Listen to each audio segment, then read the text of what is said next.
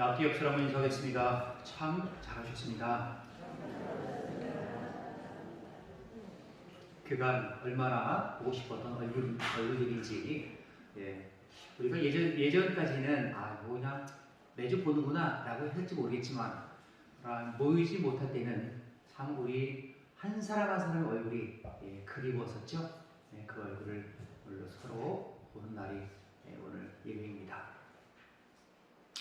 오늘은 디모데라는 제자처럼이라는 말씀으로 제목으로 말씀 나누겠습니다. 우리는 예수님을 구주로 영접한 순간 우리는 제자가 되는 거예요. 근데 우리가 살아가다 보면 이 제자라고 하는 것은 스승의 말씀을 잘 듣고 그대로 행하는 사람이 바로 제자인데요. 우리 모습을 되돌아볼 때에 어떨 때는 우리가 예수님 말씀을 잘 따라서 행하는 것 같아요. 그런데 또 다른 때 보면 우리 모습을 보면은 이러고도 내가 예수님 말씀을 제대로 따르지 못하면서 사는 내 모습을 바라볼 때에 이러고도 내가 제자인가 라고 하는 생각이 들 때가 있죠.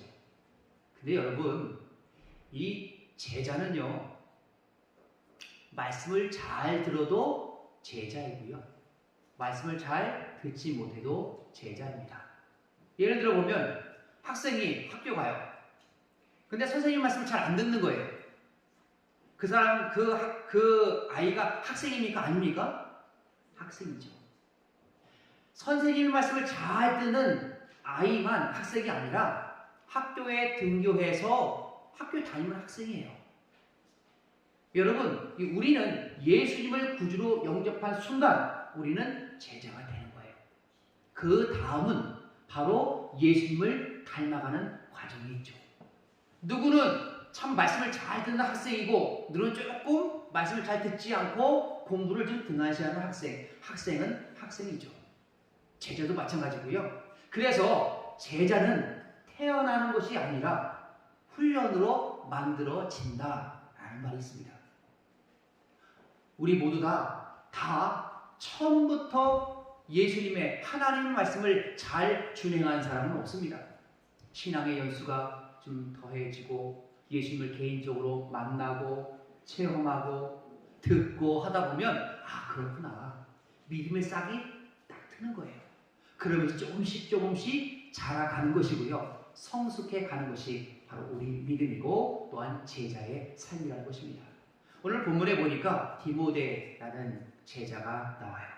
이 디모데는 우리보다 먼저 제자의 삶을 살았던 사람인데요, 그의 모든 삶을 통해서 과연 어떠한 삶을 살았는지 오늘 세 가지를 함께 은혜를 나누기 원합니다. 첫 번째는요, 예수님을 믿는 사람, 예수님의 말씀대로 따라서 사는 사람은 바로 첫 번째, 칭찬받는 제자가 되어야 합니다. 따라서 하겠습니다. 칭찬받는 제자가 됩시다. 제자는요, 칭찬받는 사람이 되어야 합니다. 예루살렘 교회에 바나바라고 하는 사람이 있었습니다. 그 사람은 원래 이름이 요셉이에요. 구브로 출신의 그 레위 지파 사람입니다. 예루살렘 안에, 이스라엘 안에 있는 것이 아니라 지중해의 어떤 섬, 구브로라고 하는 섬에 거기서 살고 있었죠. 그 출신입니다. 그런데 그 사람을 일컬어 사도들이 위로의 아들이다, 그렇게 부르는 거예요. 위로의 아들이라는 뜻은 바로 바나바예요. 그래서 얼마나 많은 사람을 위로했던지 그 요셉이 바로 바나바라고 그렇게 불리게 되었습니다. 그 당시에 바나바에게는 좀 땅이 좀 넉넉히 있었나 봐요. 근데 밭이 하나 있었는데 그 밭을 팔아서 사도들의 발 앞에 갖고 오죠. 왜냐하면 예루살렘 교회가 성도들이 많아지다 보니까 구제할 일이 점점 많아지는 거예요. 그래서 가져와서 필요한 대로 그것을 다 씁니다. 그러니까 성도들이 역시 바나바야, 위로를 그렇게 잘하더니 이제는 그 자기 갖고 있는 그 밭까지 팔아서 이렇게 우리를 이렇게 섬기네, 참 대단한 사람이야, 그렇게 칭찬을 하는 거예요. 그러다 보니까 그 예루살렘 교회 안에 그것을 다 바라보면서 마음을 품고 있던 사람이 있습니다. 그 사람은 아나니아와 삽비라 부부였어요. 그런데 그 부부도 칭찬을 받고 싶은 거예요. 밭을 팔자니 그런데 다 들이자니 좀 아깝고 좀 어떡하면 좋을까? 그러다가 마귀가 그 손에 들어가요.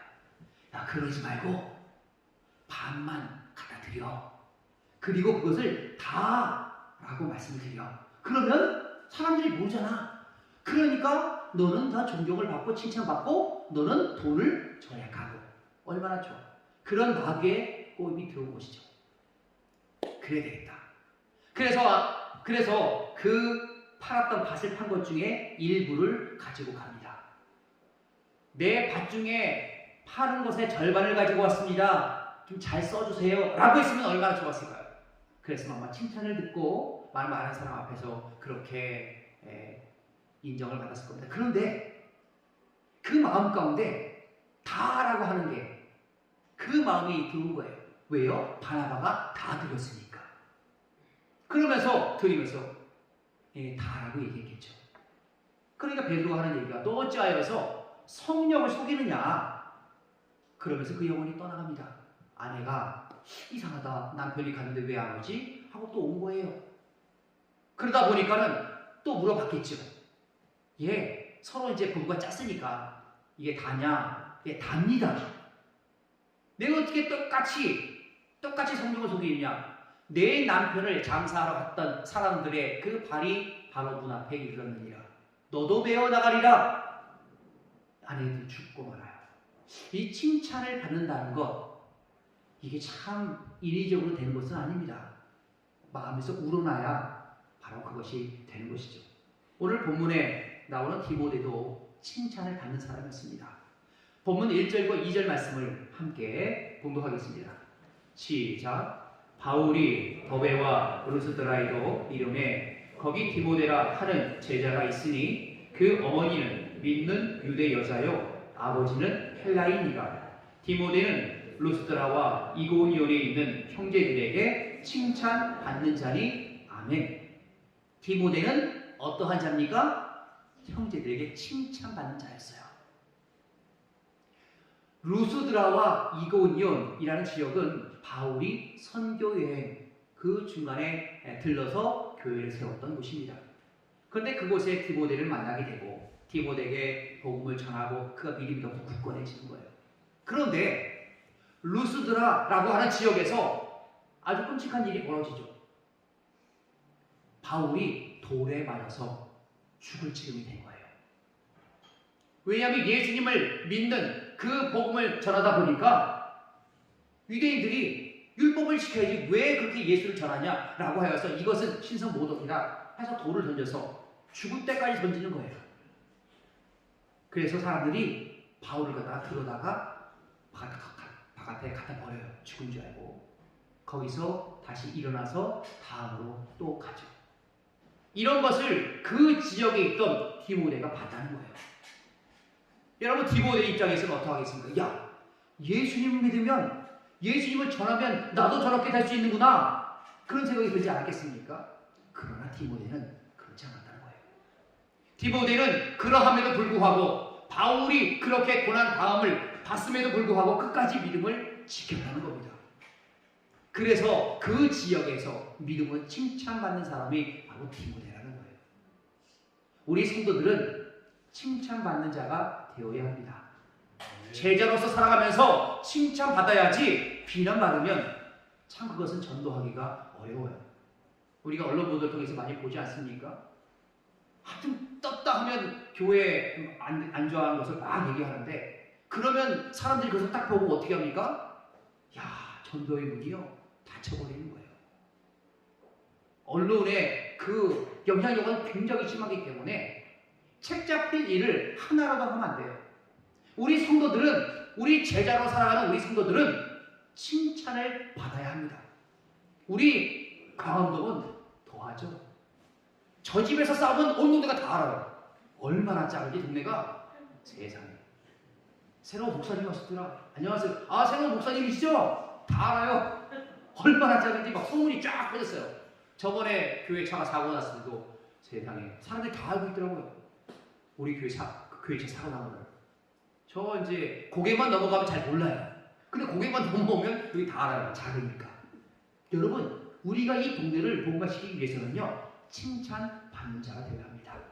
그게 바로 전도를 하는 것이고, 그게 바로 하나님의 빛을 드러내는 거예요. 욕을 받고 어떻게 전도가 되겠습니까? 첫 번째, 제자는 칭찬받아야 된다. 여러분, 칭찬받는 우리 모든 성도들이 되기를 간절히 바랍니다. 두 번째는요, 예수님의 말씀, 하나님의 말씀을 따라 사는 사람들은, 제자는 바로 덕을 세우는 제자가 되어야 합니다. 따라서겠습니다. 덕을 세우는 제자가 됩시다. 그렇습니다. 교회에 보면 어떤 사람은 덕을 세우는 사람이 있고 어떤 사람은 해를 끼치는 사람이 있어요. 우리 교회 얘기가 아니라 고린도 교회 얘기예요. 고린도 교회는 하나님의 은사가 충만히 임했던 곳이었습니다. 예언도 하고 방언도 하고 못하는 다 해요. 고린도 전후서를 읽어보면 다 그런 내용이 나오지 않습니까? 그런데 그 안에 분쟁이 일어나는 거예요. 덕을 끼치는 것도 부족한데 거기서 해를 끼치는 거죠. 교회 안에는 이런 일이 비일비재하게 일어날 수 있다는 겁니다. 세상 사람들은 교회라고 하면 어떻게 생각합니까? 거기는 착한 사람만 가는 곳, 선한 사람만 가는 곳, 그렇게 생각하죠. 여러분, 교회가 그렇습니까? 아니에요. 교회는 비록 내가 죄인입니다, 가슴을 치며 통회하는 자가 오는 것이 바로 교회라는 거예요.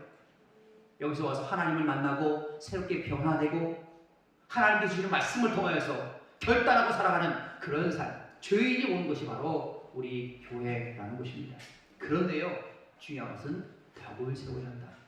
우리 성도들이 나가서 생활할 때 있는 그 삶의 현장 가운데 직장이나 사업장이나 학교나 모든 곳에 가서 하는 것은 바로 덕을 세워야 한다는 것입니다. 오늘 보니까 본문에 그 덕을 세우는 장면이 나오는데 3절을 보겠습니다. 3절 말씀 함께 봉독합니다. 시작. 바울이 그를 데리고 떠나고자 할새 그 지역에 있는 유대인으로 말미암아 그를 데려다가 할례를 행하니 이는 그 사람들이 그의 아버지는 헬라인인 줄 다 알미러라. 아멘. 이 내용은 지금 바울이 디모데에게 일부러 할례를 행하겠다라는 뜻입니다. 왜 그럴까요? 가운데 보니까 그 지역에 있는 유대인으로 말미암아, 그 지역에 있는 유대인이 딱 봤을 때에 저 사람은 헬라인이고 아버지가 헬라인이고 어머니가 유대인인데, 그러면서 바울하고 같이 함께 선교 사역을 하지 않습니까? 그런데 왜 저 사람은 왜 할례를 안 해? 라고 말할 수 있기 때문에 할례를 행한 것이죠. 두 가지를 생각해 볼 수 있습니다. 하나는 바로 그 유대인에게 있어서 그 어머니 목의 혈통을 따른대요. 그렇기 때문에 어머니가 유대인이면 아들도 유대인이죠.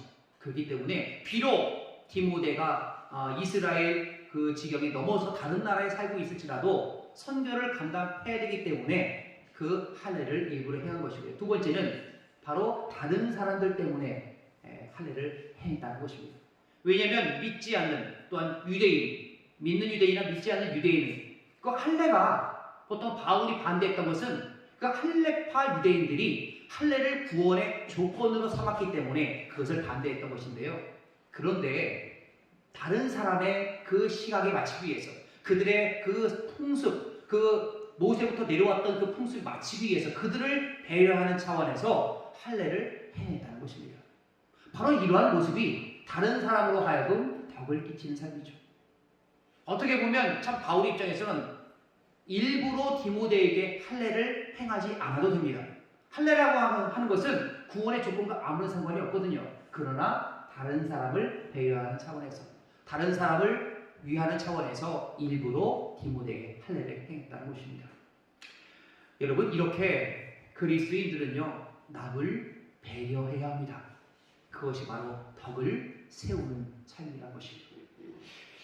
과연 우리 교회는 어떠한 교회인가요? 덕스러운 사람이 많은 공동체인가? 아닌가? 아니면 나는 그럼 어떤가? 나는 덕을 끼치는 성도인가? 아닌가? 여러분, 이 말씀을 통해서 나를 돌아보기를 간절히 바랍니다. 내가 먼저 덕스러운 사람이 되어야 되고요. 내가 먼저 배려하는 사람이 되어야 합니다. 그렇지 않으면 우리 교회 공동체는 달라지지 않습니다. 덕을 세우는 사람은요, 남을 먼저 배려하고 남의 단점을 그냥 넘어가는 사람이에요. 그리고 그 사람이 항상 잘못한 일만 하겠습니까? 어쩌다가 잘한 일도 해요. 그러면 그것을 칭찬해주고, 그리고 잘못한 거 있으면 그대로 그냥 넘어가 주는 거예요. 그럴 때에 공동체가 변화하는 것이죠.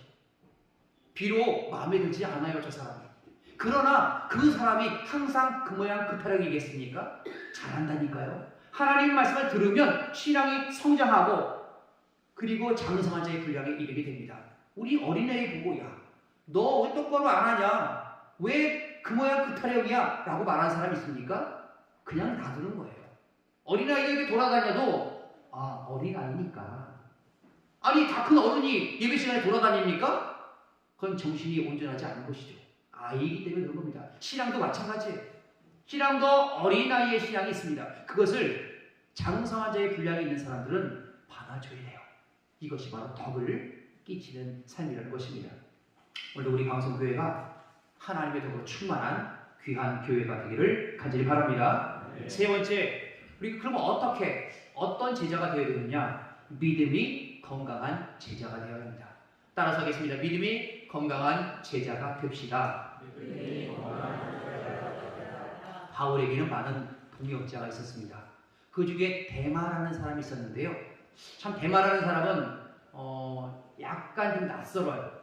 그런데 이 데마는 데살로니가 출신입니다.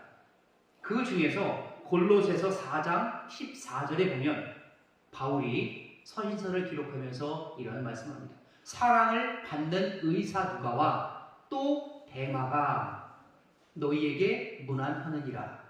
지금 이것은 골로새서입니다. 골로새서는 옥중서신이에요. 바울이 옥중에서 골로새 교회를 향해서 글을 쓸 때에 그와 함께 동역했던 사람이 바로 누가와 데마죠.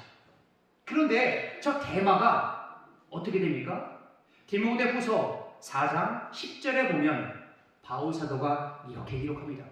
데마는 이 세상을 사랑하여 나를 버리고 데살로니가로 갔고, 그렇게 고백하죠. 처음에는 잘 따라서 바울과 함께 선교 사역을 감당했습니다. 그런데 디모데후서는 바울 사도가 맨 마지막에 쓴 서신이에요. 바울의 맨 마지막에 가서는 데마가 어떻게 됐습니까? 이 세상을 사랑했다는 거예요. 세상을 사랑해서 바울 사도와 함께 하는 사역을 버리고 자기 고향인 데살로니가로 갔다는 것입니다. 여러분, 근데 누가는 어떻습니까? 디모데후서 4장 11절에 이렇게 말씀합니다. 누가만 나와 함께 있느니라.